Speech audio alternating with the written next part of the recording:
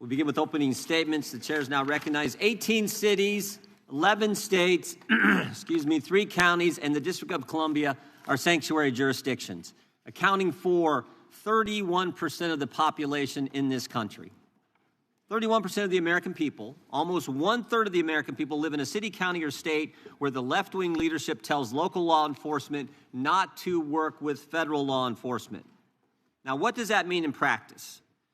Let's look at Abraham Gonzalez, who on September 20th, 2023, was arrested by Border Patrol for illegally entering the United States. And of course, the Biden administration released him into the country. 5 months later, February 26, 2024, Mr. Gonzalez is charged with assault. 2 weeks later, March 11, 2024, he's charged with felony motor vehicle theft, stole a car. And on March 20th, 2024, 9 days later, he's arrested by the Denver police and placed in the Denver Justice Center.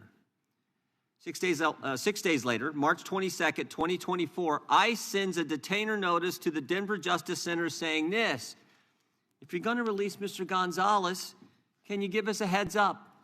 Can you let us know maybe 48 hours before you're going to release this guy so we can come apprehend him there at the jail? And remember, a detainer is a final order of removal from a court where this individual or this individual's committed some removable offense. But on February 28th, 2025, Abraham Gonzalez is released to the streets. In fact, we can put that up. I think you can see this. Released, we got the form from the Denver Justice Center.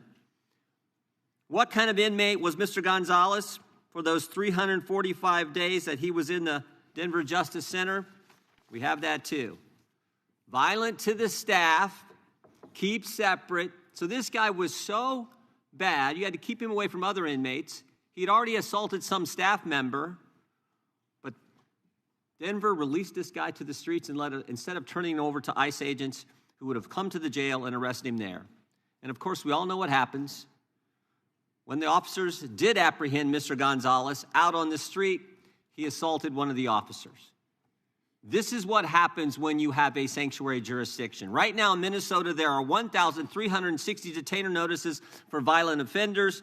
Governor Walz and others have released 470 criminal illegal aliens back to the streets. In New York State, it's 7,000. Nationwide, it's over 17,000 that we know of. Where a detainer was filed, since President Trump's been in office, over 17,000 times a detainer was filed, and those individuals were released to the streets instead of turned over to federal law enforcement. 17,864 times. Illegals who've been charged with the crime have been released to the streets, and thereby jeopardizing the safety of the public, the safety of law enforcement, and of course the migrant themselves. And frankly, helping create the environment that results in the tragic deaths like we saw with Miss Good and Mr. Preddy. A few years ago, Governor Sarah Huckabee Sanders said this in response to the State of the Union address. She said, "The divide in America today is normal versus crazy." And it's true, because it's crazy not to have a border, which is what we had under the previous administration. It's crazy to abolish ICE, and it's crazy to release bad guys who are here illegally to the streets when with one phone call, federal law enforcement will come to the jail and pick them up. The mindset that says it's okay to release these guys is the same left-wing mindset that thinks it's okay to weaponize government against your political opponents. And that is exactly what we had in the previous Justice Department. The Biden-Harris Department of Justice called parents domestic terrorists. The Biden-Harris Justice Department used FBI SWAT teams to arrest pro-life advocates. The Biden-Harris DOJ targeted traditional Catholics. The Biden-Harris DOJ pressured social media companies to censor Americans, and the Biden-Harris Justice Department launched not one, but 2 investigations into President Trump, spending over $35 million to try to bring down their political opponent. To further this effort, they sought the phone records of over a dozen Republican members of Congress. Even the Democrats said this was wrong. They got bank records for scores of White House officials. They even paid at least one confidential human source $20,000 for information on President Trump. And of course, while doing all this, they couldn't tell us who planted the pipe bombs, who leaked the Dobbs opinion, and who put cocaine in the White House. But thank goodness the American people saw through it all. Americans were tired of being targeted for their beliefs, tired of the lawfare, tired of the rampant crime throughout this country, and that's why they overwhelmingly elected President Trump. And what a difference a year makes. What a difference a year makes. Under Attorney General Bondi, the DOJ has returned to its core missions, upholding the rule of law, going after the bad guys, and keeping Americans safe. The Trump Justice Department has restored the rule of law. Murders are down nationwide by 20%. In D.C., violent crime is down by 28%. The federal surge in D.C. resulted in 8,000 arrests, the seizure of 800 illegal guns, and the recovery of 16 missing kids. The Trump Justice Department apprehended a suspect in the pipe bomb investigation, and they've arrested 6 of the FBI's top 10 most wanted fugitives in just 1 year. Of course, they arrested narco-terrorist Nicolas Maduro, and they seized a record number of drugs flowing into this country. The Trump Justice Department put an end to targeting Americans for their beliefs. Attorney General Bondi rescinded Attorney General Garland's anti-parent memorandum. The Department of Justice ended the practices of using the FACE Act to target pro-life Americans. They've refused to tolerate attacks on places of worship and investigations of traditional Catholics that we saw in the previous administration. On her first day, Attorney General Bondi disbanded the Foreign Influence Task Force that was pressuring social media companies to censor Americans. And the Trump Justice Department has ended lawfare. Under Attorney General Bondi, along with Director Patel, they've worked to expose the political nature of Arctic Frost and the Jack Smith investigations. They've turned over hundreds of pages of documents to Congress, and that's why we know, for example, that Mr. Smith paid at least $20,000 to some confidential human source. That's why we know that Jack Smith knew it was unconstitutional to seek to toll records from members. But since the litigation risk was low, and because members would never find out about the subpoena until years later, they charged ahead and violated the Constitution. The Trump Justice Department has changed DOJ policy to require prosecutors to tell judges if NDOs relate to members of the separate and equal branch of government, the Congress. And to top it all off, the Trump Justice Department opened an investigation into the conspiracy behind the Russia collusion hoax. The Justice Department has put common sense ahead of politics. They sued to keep boys out of girls' sports. They secured deals with universities to stop race-based admissions and anti-Semitic practices. And after discovering rampant fraud in Minnesota, the Justice Department, under the leadership of Attorney General Bondi, has established a new National Fraud Division. In fact, I met with Colin McDonald, who will head that division, last week. I think he's going to do a great job. There's a lot of work to be done in that area, but I want to thank the Attorney General for her great work in the first year on the job, and I want to thank you for being here. With that, I would yield to the ranking member for an opening statement. Thank you kindly, Mr. Chairman, and welcome, Attorney General Bondi. You've got the best lawyer's job in America because your mission is justice and your clients are the American people. But to promote justice for the people, you've got to listen to the victims, like the women seated behind you today. Those are just some of the hundreds of survivors of Jeffrey Epstein's global sex trafficking ring who are demanding that the truth be told and are demanding accountability for the abusers who trafficked and raped them.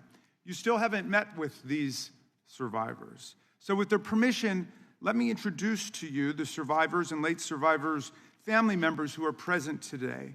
There's Teresa Helm, there's Jess Michaels, Laura Bloom McGee, Danny Bensky, Liz Stein, Marina Lacerda, Sky and Amanda Roberts, who are the family of the late Virginia Giuffre, Charlene Richard, and Lisa Phillips. Now, you're not showing a lot of interest in the victims, Madam Attorney General, whether it's Epstein's human trafficking ring or the homicidal governmental violence against citizens in Minneapolis. As Attorney General, you're siding with the perpetrators and you're ignoring the victims. That will be your legacy unless you act quickly to change course. You're running a massive Epstein cover-up right out of the Department of Justice. You've been ordered by subpoena and by Congress to turn over 6 million documents, photographs, and videos in the Epstein files, but you've turned over only 3 million. You say you're not turning over the other 3 million because they're somehow duplicative, but we know that there are actual memos of victim statements in there, and you also took down the Department of Justice's prosecution memo from 2019. so it's clearly not all duplicative, but even if it were, why not release it? Just release all the duplicative stuff. In the half you did produce, you redacted the names of abusers, enablers, accomplices, and co-conspirators, apparently to spare them embarrassment and disgrace, which is the exact opposite of what the law ordered you to do. Even worse, you shockingly failed to redact many of the victims' names, which is what you were ordered to do by Congress. Some of the victims had come forward publicly, but many had not. Many had kept their torment private, even from family and friends, but you published their names, their identities, their images on thousands of pages for the world to see. So you ignored the law, and even with over 100,000 employees at your disposal, you acted with some mixture of staggering incompetence, cold indifference, and jaded cruelty towards more than 1,000 victims raped, abused, and trafficked. This performance screams cover-up. Convicted sex trafficker and groomer Ghislaine Maxwell opened the gates of hell to Virginia Giuffre and hundreds of other victims, as Virginia recorded in her remarkable book, Nobody's Girl. But when Maxwell was subpoenaed to come testify before Congress, you and Todd Blanche quickly moved her from a higher security prison to a minimum security camp in Texas, where she's enjoyed 5-star treatment, including catered meals, private gym time, and access to a therapy puppy. All because Todd Blanche, who's utterly failed to investigate the monstrous crimes of Epstein and Maxwell's co-conspirators, spent 9 hours with Maxwell and satisfied himself that she would have nothing untoward to say about Donald Trump, which is your only real interest in the matter, based on institutional performance. But abandoning victims and coddling perpetrators is what you do best. When the FBI opened a criminal investigation into the brutal killing in Minneapolis of Renee Good, a poet and 37-year-old mother of 3, by Trump's masked paramilitary ICE agents, you shut it down. You claim you're investigating the cold-blooded murder of Alex Preddy, an ICU nurse at the VA. But how can we trust the administration when the president and Kristi Noem called Preddy a domestic terrorist and Stephen Miller called him a would-be assassin? Not only do you refuse to share evidence with the state and local investigators and prosecutors in Minnesota, you have blocked their access to the crime scene and the evidence. How are you seeking justice for Mariamar Martinez, the Montessori school teacher in Chicago who was shot 5 times by a Border Patrol agent who bragged about it on text? Or the family of Keith Porter, a father of 2 shot and killed by an off-duty ICE agent in LA? Or the family of Silverio Villegas Gonzalez, shot and killed in Illinois minutes after he dropped his kids off at school?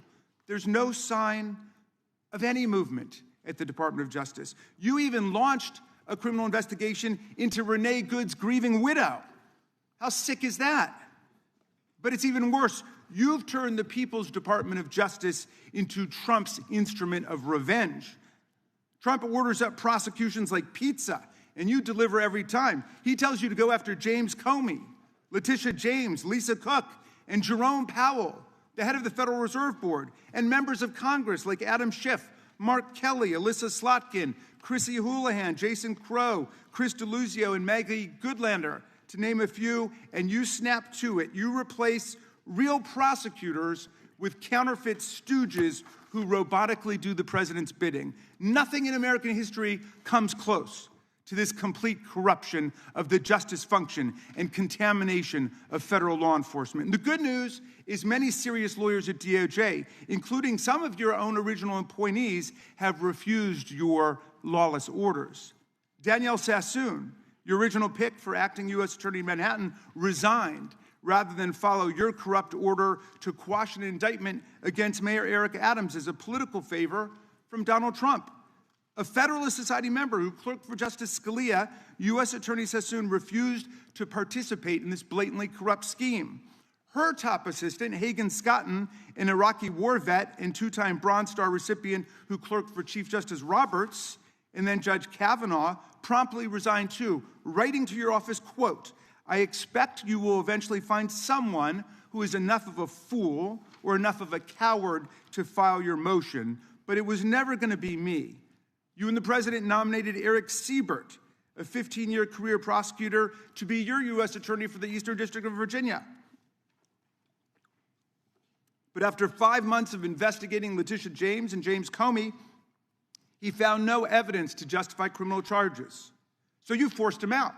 You replaced him with Lindsay Halligan, Trump's personal lawyer from the Mar-a-Lago documents case, who had zero prosecutorial experience and no qualifications. And then you were humiliated when a federal judge found that this corrupt appointment was blatantly unlawful and threw out Halligan's indictments entirely. And grand juries of American citizens have repeatedly rejected your vendettas and baseless indictments brought by the hacks left at DOJ now, with 2 different grand juries in Virginia voting down indictments against Letitia James in a single week. And just yesterday, another grand jury shut down your vendetta factory by rejecting indictments against the 6 members of Congress who had spoken out to remind all service members that they have a duty to refuse illegal orders. You tried to get a grand jury to indict 6 members of Congress who were veterans of our armed forces on charges of seditious conspiracy simply for exercising their First Amendment rights. I hope you will heed the wisdom and the constitutional patriotism of those grand jurors and not try it again by doubling down on that humiliation. As your best lawyers are sacked for having participated in the January 6th case, or just flee for the exits now, your new lawyers keep lying in court. In dozens of cases, they've been excoriated for lying to federal judges. Chief Judge Boasberg, right here in D.C., suggested your Department of Justice perpetrated a fraud on the court. Other judges found your statements to be, quote, inexplicably misleading, patently incredible, totally inconsistent, and so disingenuous that the court is left with little confidence that the government can be trusted to tell the truth about anything. Now, as ranking member, I asked the chairman to add a few extra rounds of questions today because we each have 5 hours of questions, not 5 minutes, but we're stuck with 5 minutes. That's clearly insufficient to give voice to America's victims and survivors and to demand answers about all the corruption and cover-ups that we see at DOJ right now. We've got just 1 round, so we ask you politely but firmly, Madam Attorney General, please do not waste 1 second of our precious time by evading questions, by changing the subject, or engaging in personal attacks against members of Congress. We saw your performance in the Senate, and we're not going to accept that. This isn't a game. In the Senate, you brought something with you called a burn book, a binder of smears to attack members personally for doing the people's work of oversight. Please set the burn book aside and answer our questions. And when you hear us reclaim our time, that means it's time for you to stop speaking. We only have 5 minutes, so when we reclaim our time, that means you stop.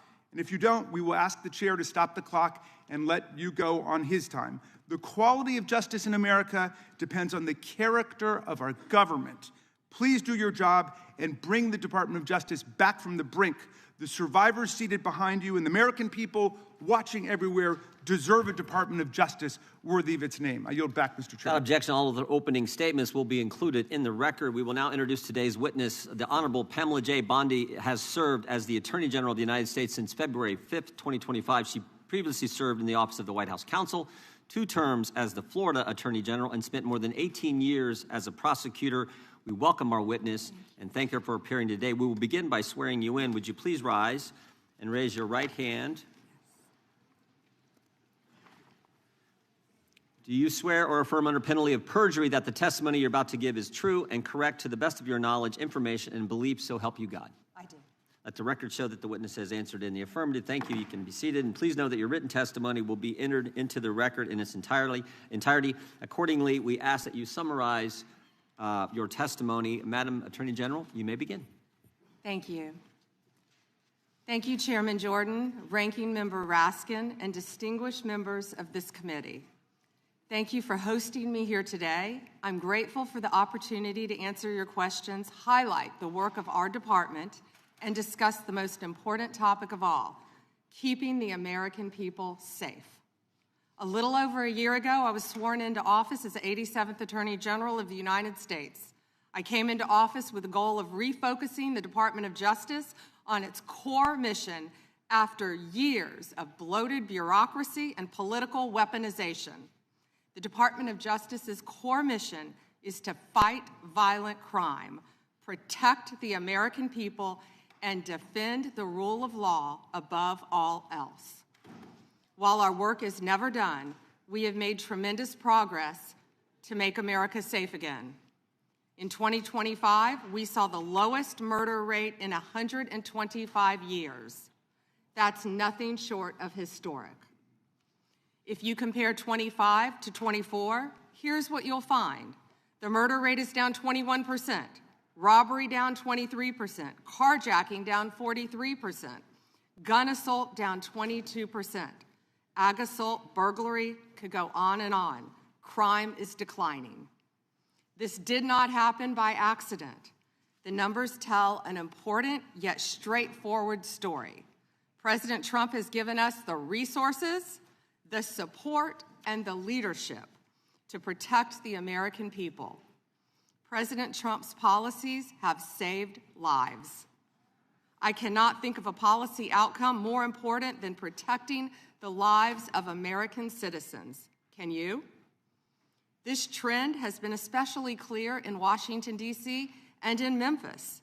These are two iconic American cities that spent years in the grip of horrific violent crime. The Department of Justice surged law enforcement resources, and the results came quickly. Crime plummeted in both cities. And I want to make one point loud and clear. We achieved those results by working with Democratic mayors. Public safety does not have a party registration. When your constituents call 911, they don't ask for political views of the responding officer. They ask for help. I have federal agents in each and every one of your districts. They're here to help, and I am here to help. Many cities and states have worked with us and taken advantage of our federal support. Some have not. Meanwhile, a few elected officials have declared that they are, quote, at war with the federal government and encouraged widespread obstruction of law enforcement. This has resulted in avoidable clashes on the streets, as you've all seen. We've seen rioters storming a Christian church. Citizens and law enforcement officers have both been endangered by reckless rhetoric. We have made dozens of arrests in and around Minneapolis so far, and many of them could have been avoided by simple compliance with federal law. Of course, our efforts reach beyond our urban centers. We are striking crucial blows against terrorist organizations such as MS-13, TDA, the Sinaloa Cartel, and Antifa. And as we sit here, I think you've seen the news this morning. The news is reporting that cartel drones are being shot down by our military. That's what we all should care about right now, protecting America. As we seek to dismantle these drug trafficking networks that poison Americans, in 2025, our DEA agents seized more than 47 million fentanyl pills and more than 9,800 total kilos of fentanyl. That represents 369 million potentially deadly doses that can kill Americans. Meanwhile, our attorneys are fighting for President Trump's agenda in courtrooms across this country. This administration has been sued 627 times. We've fought through a nonstop flood of bad faith temporary restraining orders from liberal activist judges across this country. America has never seen this level of coordinated judicial opposition towards a presidential administration. It is not only an unlawful attack on the executive branch's authority, but a serious attack on the democratic process. In spite of this unprecedented judicial activism, we've attained 24 favorable rulings at the U.S. Supreme Court, their emergency docket, and even more to come. We've done so while ending the weaponization of the prior administration by dropping FACE Act prosecutions, exposing the Arctic frost scandal via congressional disclosure, thank you, Chairman, and restoring one tier of justice in this country. To address the Epstein files, more than 500 attorneys and reviewers spent thousands of hours painstakingly reviewing millions of pages to comply with Congress's law. We've released more than 3 million pages, including 180,000 images, all to the public, while doing our very best in the time frame allotted by the legislation to protect victims.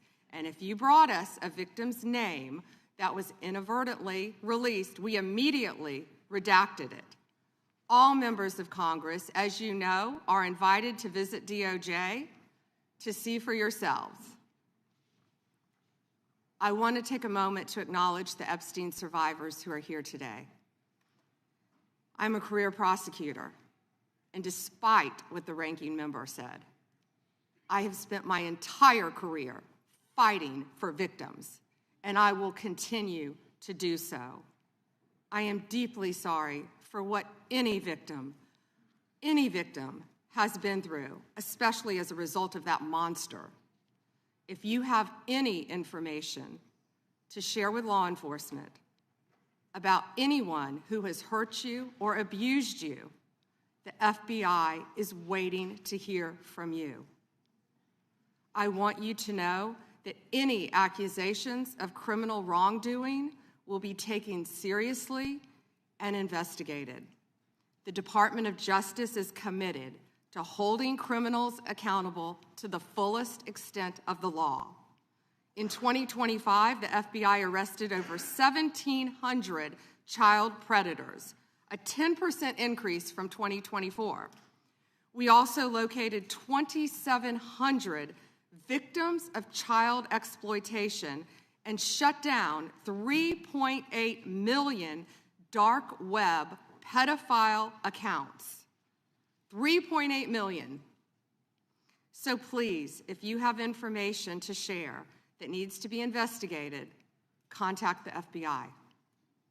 Today, I look forward to discussing further our shared obligation to protect the American people, uphold the rule of law, and keep this nation safe. Thank you.